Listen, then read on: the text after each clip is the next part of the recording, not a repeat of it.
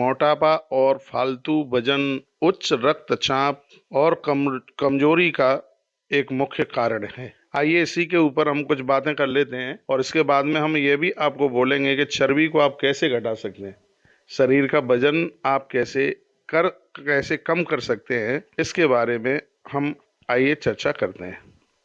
चिकित्सा विज्ञान में डॉक्टरेट की उपाधि से सम्मानित डॉक्टर अविनाश नायक, उन्होंने जो बात कही है वो आप सुन लीजिए। तो एक प्रोग्राम हुआ था, उसमें बहुत डॉक्टर्स लोग बैठे हुए थे और उस प्रोग्राम में उनमें कुछ झड़प हो गई, जिसने चिकित्सा विज्ञान के जाने माने डॉक्टर जिनका नाम अविनाश नायक, वो भी वहां पर आए हुए थे। और जब बहुत सी कुछ बातें चल रही थी तब उन्होंने एक बड़ी अच्छी बात कही और उन्होंने कहा कि आप सब लोग इस समस्या के ऊपर आंखें बंद करके क्यों बैठे हुए हैं। भारत में हर रोज 600 से अधिक लोगों की मृत्यु हो जाती है। कोई भी मोटापे की समस्या के बारे में बात क्यों नहीं करता। आप सभी इस बारे में चुप क्यों हैं। फालतू वजन से छुटकारा पाने का उपाय अब उपलब्ध है। मोटापा यह है लोगों का मुख्य हत्यारा। यह केवल भारत में ही नहीं बल्कि पूरी दुनिया में ये फैल रहा है। इसके ऊपर चर्चा क्यों नहीं करते। फालतू वजन और मोटापे के कारण होने वाली जटिलताएं मृत्यु का नंबर 1 कारण है। अगर नंबरों में बताएं तो इस साल लगभग 15 लाख लोगों की मृत्यु इस वजन से हुई है।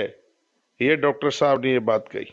वो कहते हैं कि सभी डॉक्टर्स लोगों को मिल करके और इसके ऊपर एक कठोर कदम उठाए जाएं। आंकड़े हैरान करने वाले हैं कि पिछले कुछ सालों में लगभग 2 लाख भारतीय नागरिकों की मृत्यु मोटापे और अधिक वजन से होने वाली जटिलताओं के कारण हुई है। यह बहुत विचारणीय बात है।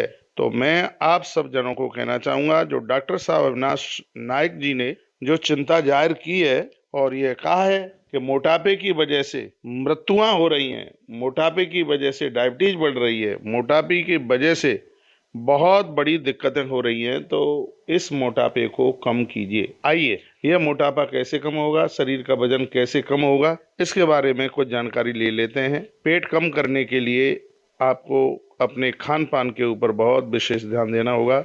भोजन में मीठा कम कर दें। शुगर में फ्रक्टोज होता है जो पेट के चारों ओर फैट बढ़ाता है। कोल्ड ड्रिंक बिल्कुल बंद कर दीजिए, आज से ही बिल्कुल बंद कर दीजिएगा, तो इससे आपके मोटापे का खतरा कम हो जाएगा। डाइट में प्रोटीन की मात्रा जरूर बढ़ाएं, प्रोटीन जरूर बढ़ाएं और इसमें कुछ चीज़ें हैं उनको आप फूड में लीजिएगा। जो नहीं लेना है वो पहले मैं बोले देता हूँ। मैदा की बिल्कुल भी कोई चीज़ें मत लीजिए, रिफाइंड को एकदम बिल्कुल बंद कर दीजिए, वाइट शुगर को एकदम बिल्कुल बंद कर दीजिएगा। और जिसको यदि आपने बंद कर दिया तो आपके वजन को कम करने में ये बहुत मददगार होंगी। हरी सब्जियां आप ज़्यादा से ज़्यादा आप उसको अपने प्रयोग में लीजिएगा, जो कि वजन